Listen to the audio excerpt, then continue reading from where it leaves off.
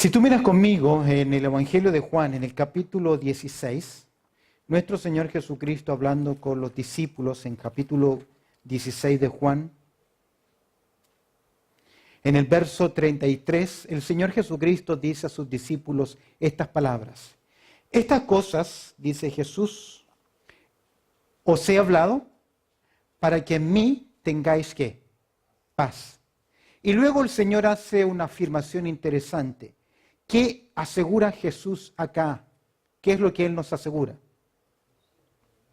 Que en el mundo tendréis aflicción. Pablo, cuando enseña los matrimonios, dice que el matrimonio, ¿qué es? Aflicción de la carne. Ahí está en las Escrituras.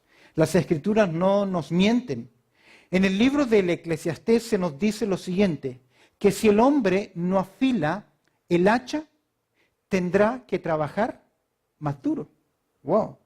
¿Qué nos hace pensar esto? Que la Biblia no nos esconde a nosotros los fracasos, los errores, los problemas. Jesús casi nos advierte, mirando hacia los discípulos, Él nos dice, ustedes tienen que entender esto, que en el mundo tendréis aflicción. Aflicción son angustias, son problemas, son crisis. Hoy le damos muchos títulos a los problemas. El maestro dice, vamos a enfrentar angustias, dificultades, pero luego viene algo. ¿Qué viene después? Ese es un pero, es un nexo de ¿qué? De contraste.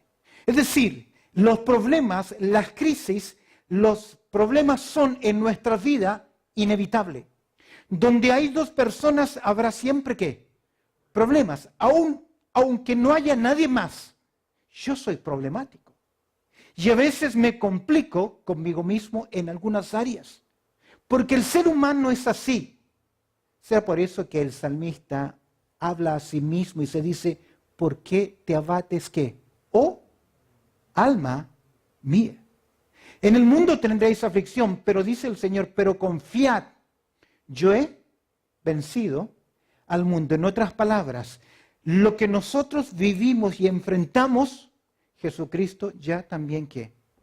Lo enfrentó. Por eso Él da una promesa, estas cosas os he hablado para que en mí tengáis ¿qué? Paz. A veces nos equivocamos, creemos que la paz sencillamente es bonanza, que no hay dificultades, que no hay crisis, que no hay problemas. Eso no es cierto. Eso no es paz.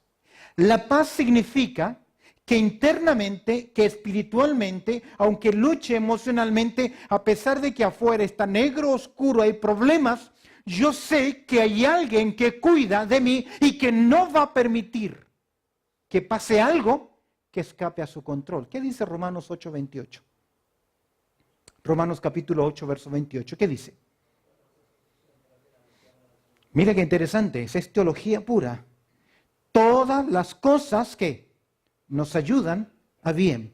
Pero cuando leemos el libro fúnebre de Lamentaciones, escrito por Jeremías, le llamamos un libro de Lamentaciones porque describe el ataque de los babilónicos y cómo sitiaron y mataron mujeres, bebés, sin importancia, masacraron.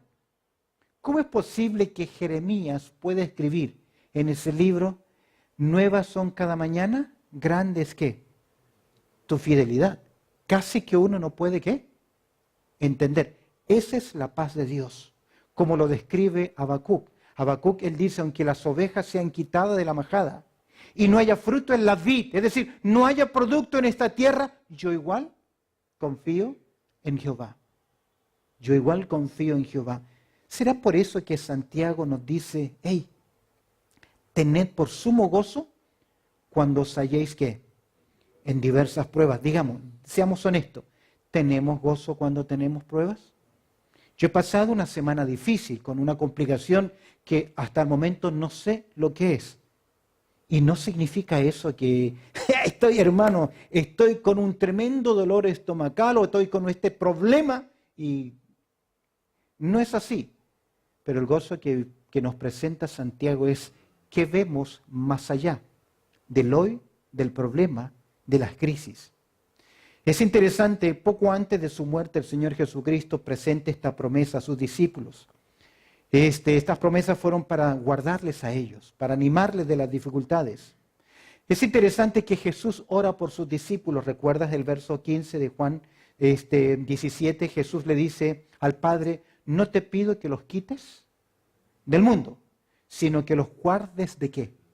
Del mal, o mejor dicho, el maligno. ¿Recuerdas cuando el Señor Jesucristo enseña a sus discípulos a orar? Mas líbranos del mal. Es porque en este mundo hay cosas malas. Hay gente mala. Hay un Dios de este siglo que es también malo. Y si no entendemos muchas veces el origen de nuestros problemas, poco podemos entendernos y poco también podemos ayudar. Permíteme en los minutos que me quedan hablar un poquito sobre esa problemática del mal, esa problemática de los problemas del mal en nuestras vidas, el origen de los problemas humanos. Y déjame decirte algo, que muchas veces nuestros males, nuestras luchas, nuestros problemas es porque a veces no comprendemos cómo nosotros somos. Es interesante, Pablo en 1 Tesalonicenses capítulo 5, verso 23, él nos dice lo siguiente, hablando sobre la composición del hombre, él dice, y todo vuestro ser, espíritu, alma y cuerpo, sean guardados irreprensibles hasta la venida de nuestro Señor Jesucristo. Todos los seres humanos somos tripartitos. ¿Entiende la palabra? Tripartitos. ¿Por qué? Porque todos los seres humanos tenemos tres áreas que componen lo que nosotros somos. ¿Cómo lo describe Pablo? Nosotros somos espíritu, somos alma y somos también cuerpo. No sé si usted recuerda al hermano Osvaldo Macio, cuando él estuvo con nosotros, él nos dijo que lo siguiente, que no podemos hablar de individuos, dos, sino que de indivitrios, trío, porque el ser humano es cuerpo, es alma y es espíritu. No sabemos, y a la luz de las Escrituras, Hebreos capítulo 4 lo confirma, no sabemos nosotros cómo separar el alma y el espíritu, pero en cierta forma podemos clasificar que gran parte de los conflictos, de los problemas que el hombre tiene es porque ignoramos que somos cuerpo, que somos alma y que somos también espíritu. Y en esta triada, por así decir, tenemos nosotros aspectos de nosotros en los cuales luchamos. Por ejemplo, nosotros hay problemas en el área del espíritu, problemas espirituales. Y sin duda alguna, la raíz principal de los problemas en los seres humanos radica en esta área, en un problema espiritual. ¿Por qué? Por el espíritu tenemos conciencia, discernimiento, comunión con Dios, pero también comunión con otras influencias espirituales. ¿Recuerdas cómo Pablo nos describe en Efesios capítulo 2, verso 1? ¿Cómo nos describe Pablo a nosotros? ¿Recuerdas? Si Él os dio vida a vosotros cuando estabais, ¿qué? Muertos en vuestros delitos y pecados. Para con Dios, el ser humano, desde el momento que nace, para con Dios está, ¿qué? Muerto. ¿Y qué significa eso? Muerto espiritual. Que no tiene comunión con Dios. ¿Qué pasa con esa persona? No puede entender a Dios, no puede amar a Dios, no puede obedecer a Dios porque para con Dios está ¿qué?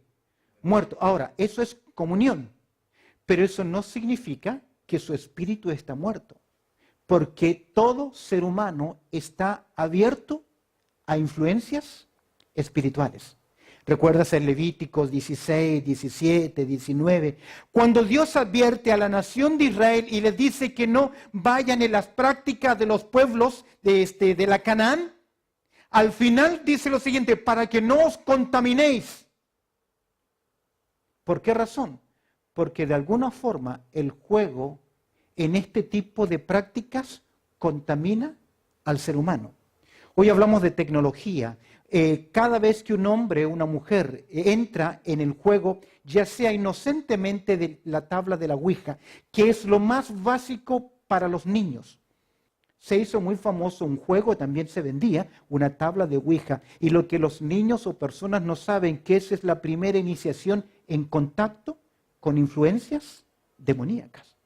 Por eso, gran parte de los problemas de los seres humanos radica en primer lugar en el área espiritual, sea desobediencia, sea la disciplina de Dios sobre una vida, sea el designio divino, o el descuido o el desconocimiento de lo que Dios quiere aún para nuestras vidas. Cuando nosotros andamos en ignorancia en el área espiritual, a pesar de que decimos no lo sabía, aún tenemos siempre que las consecuencias. Gente y aún creyentes, ustedes también, su ignorancia no te exime de tu responsabilidad. Es por eso que una de las áreas problemáticas en el ser humano es el área espiritual. Por ejemplo, si usted comienza a desobedecer los mandatos claros y directos que Dios presenta en su palabra, usted tendrá problemas espirituales de desobediencia. ¿Recuerdas cuando Pablo en Corintios capítulo 11 dice que hay algunos débiles? Esos débiles no es débiles de enfermedad, porque luego dice hay algunos enfermos y otros duermen. Esa debilidad tiene que ver con esa tibieza en su vida. Esa tibieza que le impide avanzar espiritualmente. Está presente, viene a la iglesia, pero no crece. No hay fruto en su vida porque usted tiene un problema. ¿En qué área? En el área espiritual. Por eso continuamente la exhortación de las Escrituras es: examinaos ¿a quién? A vosotros mismos. El Salmo 139, David le pide a Dios: examina, oh Dios, mi corazón. Proverbios 19 dice que Dios prueba el corazón de los hombres. Continuamente tenemos que estar haciendo una autoconfrontación, un autoanálisis, aún también de las motivaciones. ¿Por qué? Podemos hacer las cosas correctas, pero con motivos incorrectos. A la verdad, dice Pablo en Filipenses capítulo 1, algunos predican por envidia, por contienda, tratando de añadir mayor aflicción a mis prisiones. Pablo, que tiene una visión por sobre personas o circunstancias, dice, pero al final Cristo es anunciado. Pero ahí hay cosas correctas, con motivaciones incorrectas. Usted conoce Mateo 7, 21. ¿Amén? ¿Qué dice Mateo capítulo 7, verso 21? No todo aquel que me dice, Señor, Señor, ¿qué? Entrará. ¿Y cuál es el problema ahí? Yo no os conozco. Desobediencia. Desobediencia. Disciplina. Otra área importante que no debemos ignorar como origen de los problemas humanos, la falta de comprensión de la composición del ser humano. En primer lugar, problemas en el área espiritual. En segundo lugar, problemas emocionales, problemas en el alma. ¿Recuerdas que Dios nos dice en su palabra, hijo mío, dame hoy qué cosa? Tu corazón. Esa parte importante del ser humano. Por el alma tenemos nuestro intelecto, las emociones y la voluntad, la conciencia de nuestra existencia. Y Dios nos dice, hijo mío, dame hoy qué cosa? Tu corazón. ¿Cuántos hombres y mujeres han dado su corazón a la persona equivocada? ¿Y cómo han terminado? Crisis en el área emocional. Dificultades, desilusiones, dolores, malas decisiones. Las dificultades, sean estas en diferentes áreas, sean estas laborales, de estudio, las cuales nos desaniman, todo gira en torno al área de las emociones. Ahora, escúcheme bien, las emociones no debieran guiar nuestras vidas, pero el ser humano casi no puede separar emoción de decisiones. Somos muy sensuales, no sexuales, sino sensuales, movidos por emociones. Aún la propia nación de Israel se movía por esa emoción de seguridad, de ver algo. Cuando la nube se movía, ¿qué hacía Israel? Avanzaba. Cuando la columna de fuego se detenía, ¿qué hacía la nación de Israel? Se detenía. Ellos se acostumbraron a ese sistema de ver para sentirse, ¿qué? Seguros. Pero cuando vamos al Nuevo Testamento, nos encontramos que no andamos por vista, sino que por fe. Las emociones, en cierta forma, pasan ¿qué? A un segundo grado. Veamos esto en la exhortación del Señor Jesús a la iglesia de Éfeso. A la iglesia de Éfeso el Señor le encara, le confronta y le dice, has perdido ¿qué? Tu primer amor. ¿Cuál es la solución? Recuerda de dónde has caído.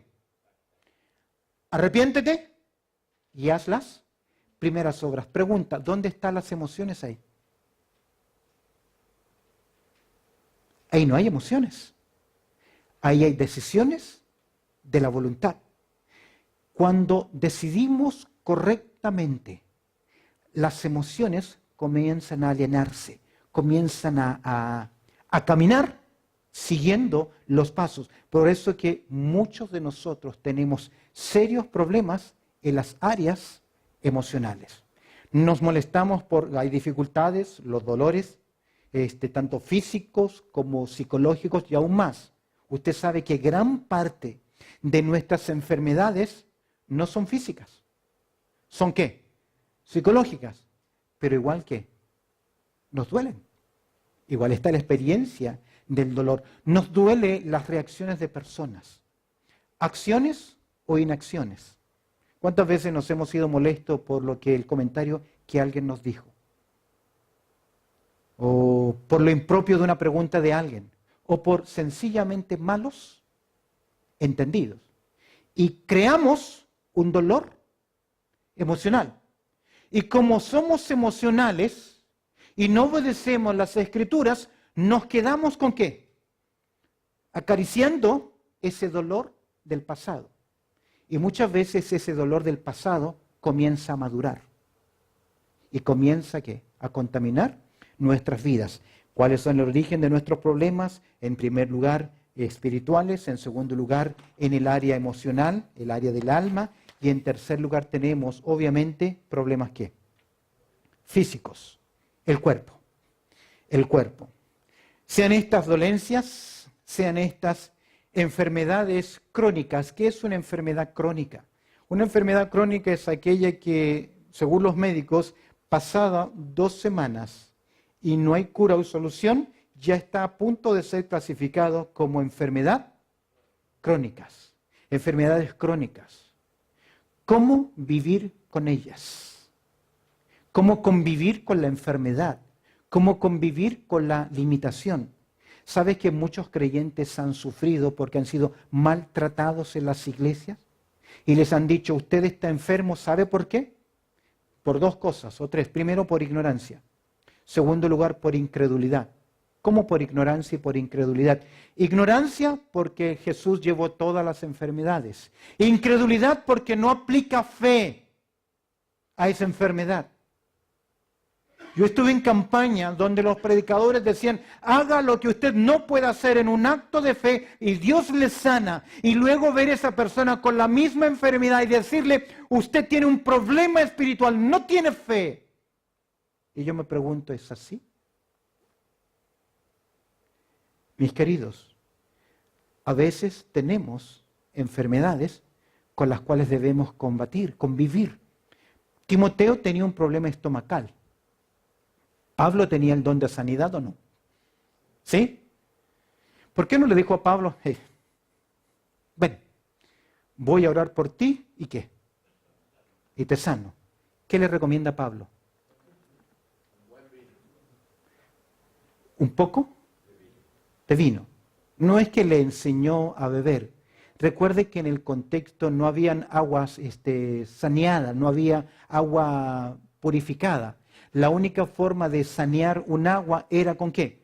Con el alcohol que producía el vino. En otras palabras, no bebas agua de cualquier lugar, porque habían bacterias que eran para ellos, para su generación, ¿qué? desconocidas. No existía el cloro, no había esos sistemas de filtrados como hoy nosotros tenemos. ¿Ves? Ahí hay un consejo. El Pablo le pide a Dios 3 veces: quítame este aguijón en mi carne. ¿Y qué le dice Dios? No, es que a veces, mis queridos, Dios permite en nosotros que tengamos que aprender a convivir ¿con qué? Con enfermedades. ¿Cómo aconsejamos a alguien que tiene una enfermedad crónica? Confía en el Señor, Dios va a hacer la obra. La mayoría de veces esas son nuestras palabras. Pero ¿por qué no enfatizamos lo que Dios enfatizó a Pablo? Bástate, ¿qué cosa? La gracia. ¿Por qué no mejor ayudarle a entender esa gracia de Dios en su vida? Y orar por los hermanos, que el Señor en todo sea que glorificado, sea que Dios les sane victoriosamente o que Dios permita que Él tenga que convivir ¿con qué? Con esa enfermedad. Pero cuando ese hombre y esa mujer creen o están esperando el milagro y pasa el tiempo y el milagro no ocurre, ¿qué pasa con esa fe? ¿Qué pasa con ese ánimo? Expectativas equivocadas. La fe no es dar un paso y decir ya. La fe descansa sobre una promesa. Enfermedades crónicas, enfermedades psicosomáticas. Hay hermanos que tienen problemas así. Y serios problemas. Y convivir con una persona que tiene problemas es un problema. Por ejemplo, si tu cónyuge tiene la clasificación de una enfermedad, de una depresión endocrina o una depresión hereditaria que tiene una disposición genética, no es una depresión circunstancial porque no supo superar una dificultad, sino que tiene un problema. Tú sabes que el 75% de la población humana es propenso a la esquizofrenia y que se desarrolla entre los 25 y 35 a máximo 40 años de edad. Ya después de esa edad ya es menos probable. Pero ¿qué pasa si tienes que convivir con una persona que tiene esa crisis? A veces no nos damos cuenta, pero hay hermanos y hermanas que luchan porque conviven con una persona que está diagnosticada con depresión continua. Y cuando no entendemos esa enfermedad, cuando no entendemos cómo ayudar, ¿qué ocurre? Es por eso que la mayoría de los homeless acá en Australia son en esa área de problemas. Depresiones que no pudieron ser solucionadas. Como al final nadie los puede ayudar porque no se entienden, ellos solos viven fuera del sistema. Problemas en el área psicológica, malformaciones físicas, aún el propio designio de Dios, que Dios permite que tal hermano tenga esa limitancia. Creo que toda limitancia física, cuando buscamos del Señor, siempre va a ser una bendición. Hay una escritora llamada Joyce, no sé si usted la conoce. Ella pinta cuadros con su boca. O este muchacho, el australiano, que no tiene brazos o apenas tiene brazos y piernas. Cuando le preguntan a ellos si les gustaría, si les hubiese gustado haber nacido en forma normal, ellos con convicción dicen que no.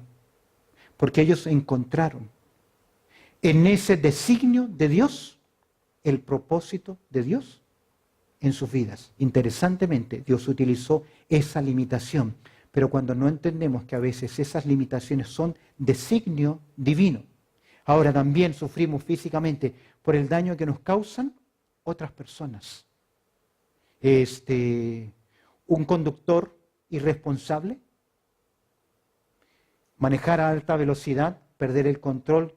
¿Cómo murió uno de los misioneros de Palabra de Vida acá? ¿Cómo murió? En un accidente. Él no buscó la muerte. Y queridos, nosotros diariamente nos conducimos a 1 metro de la muerte. A 1 metro de la muerte. Hay calles que la división es tan estrecha que un pestañear de uno de los conductores nos puede llevar ¿qué? A la muerte. Designios, daños que nos causan otras personas. No dejemos afuera la influencia demoníaca y también las desgracias diversas que sufrimos en las partes físicas, lamentablemente, desgracias diversas que sufrimos en las partes físicas. Un accidente que no nos permite movilizarnos. ¿Cuántos han perdido un miembro en un accidente? Entonces, muchos de nuestros problemas vienen por no entender que somos ¿qué? Cuerpo, alma y también espíritu. Y en estas áreas todos nosotros también enfrentamos ¿qué? Problemas, dificultades.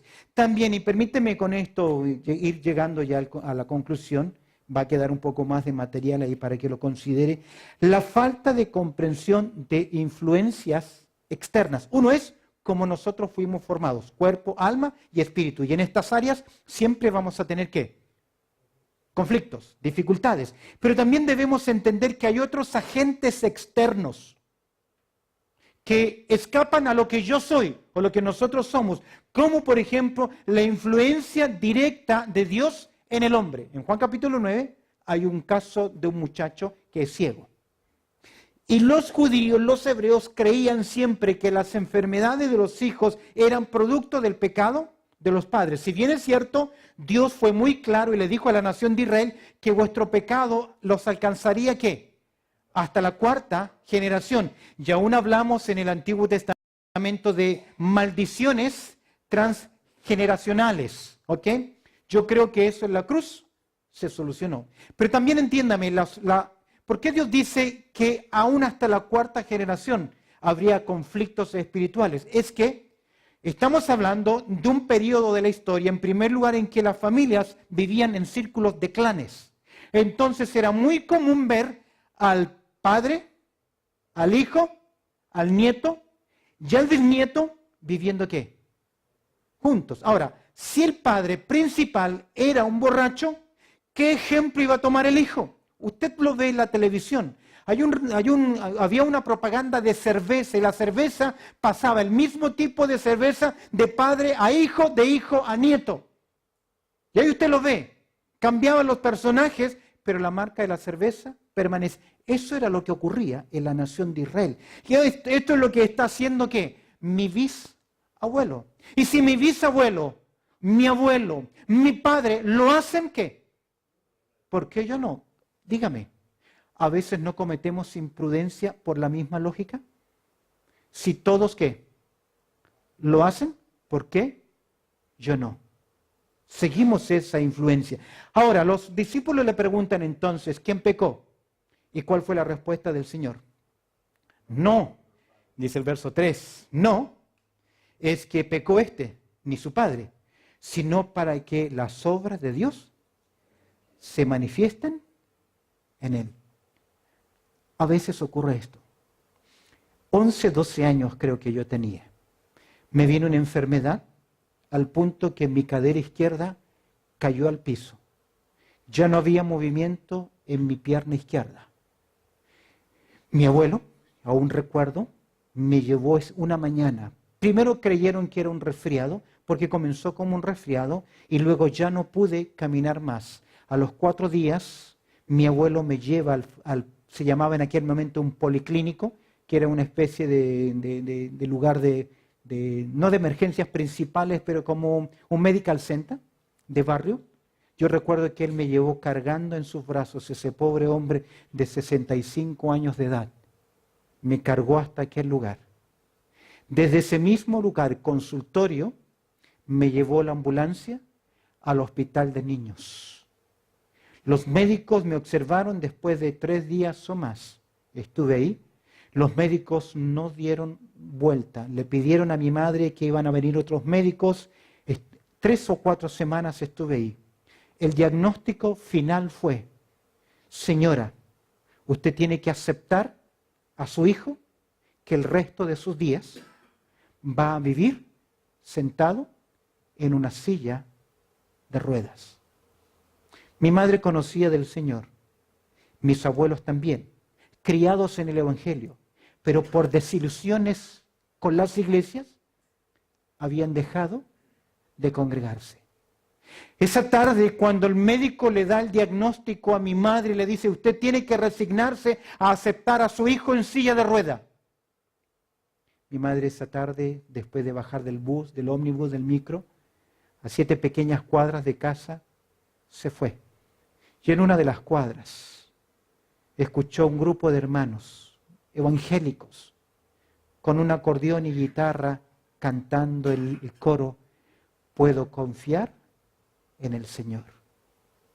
Mi madre, que conocía ese canto casi de niñez, las siguientes 3, 4 cuadras las corrió y entró a su pieza, dobló sus rodillas, le compartió a mis abuelos, los 3 doblaron las rodillas y sencillamente dijeron, Señor, tú tienes el control y el poder.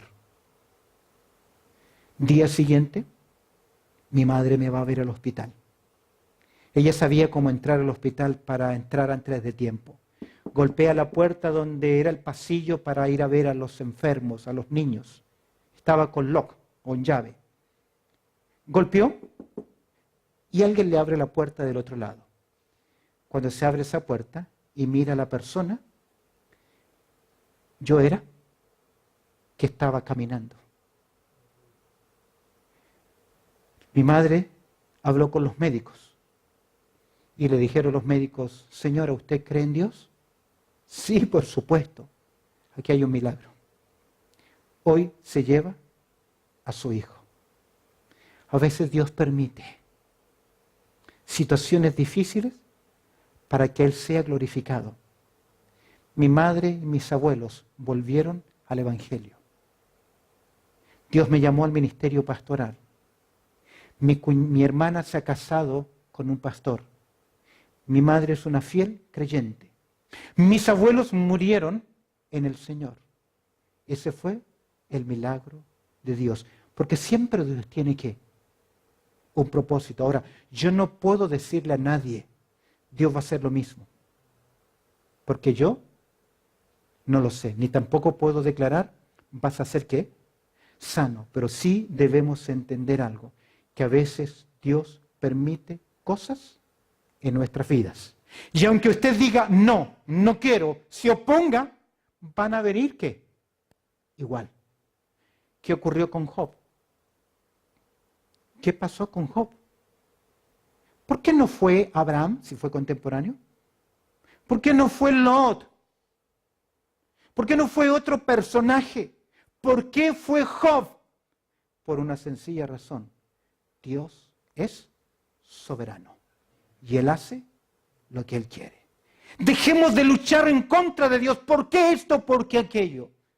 Señor, muéstrame lo que yo no veo.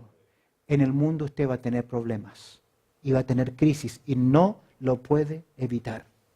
Seamos honestos como varones. En mi juventud, la única forma de poder ver a una mujer desnuda era cuando uno de nuestros compañeros venía con un naipe, con cartas. ¿Qué? Y ahí al otro lado del número de las cartas habían fotos de mujeres desnudas. Eso era lo más que nosotros podíamos ¿qué? Ver. ¿Y hoy? Hubo un tiempo, no sé si usted se dio cuenta, que a todos los teléfonos los bombardeaban ¿con qué? Con publicidad pornográfica. Y ahí estaban los pobres viejitos, no podían quitar la imagen porque era un pop-up, ahí aparecía. Y lo miraba la esposa, viejo, y ya tenía que. Pero fue así. Hubo un tiempo en que los muchachos, el acceso que tienen. Ahora, déjame decirte algo, es posible que tú estés luchando con eso. Luchas con el mundo, con la carne, y nunca dejemos a un lado que Satanás también, ¿qué? Nos busca, entendiendo el origen del problema en los seres humanos. Amén. Ahí está el abandono de la naturaleza divina y cómo cuando abandonamos la naturaleza divina y comenzamos a tener reacciones, perdemos la santidad, abandonamos el amor, dejamos la justicia, perdemos la paciencia, perdemos la misericordia, dejamos a un lado la longanimidad en las relaciones interpersonales. Cuando perdemos ese carácter de Dios en nosotros, los conflictos se sientan aún más. Amén. El tiempo se me fue. Terminamos con una palabra de oración. Bendito Padre Celestial, te damos gracias por tu amor y tu cuidado. Y Señor, te pido que hoy al considerar estas verdades generales del conflicto, porque son reales en nosotros, pero sabemos que a través de tu palabra encontramos respuesta, consuelo, alivio. Ayúdanos a entender que mientras estamos acá en la tierra, como nos dijo nuestro Señor Jesucristo, en el mundo tendréis aflicciones, sean físicas, sean emocionales, sean espirituales, sean eternas, presión de afuera, de la carne. También tú nos dices, confiad en mí, yo he vencido al mundo. Contigo tenemos esa paz, buen Señor, y te damos gracias. Y te pido, Señor, que tú nos bendigas en el resto de la actividad en el día de hoy, orando, dándote gracias a través del precioso nombre de Cristo Jesús. Amén y amén.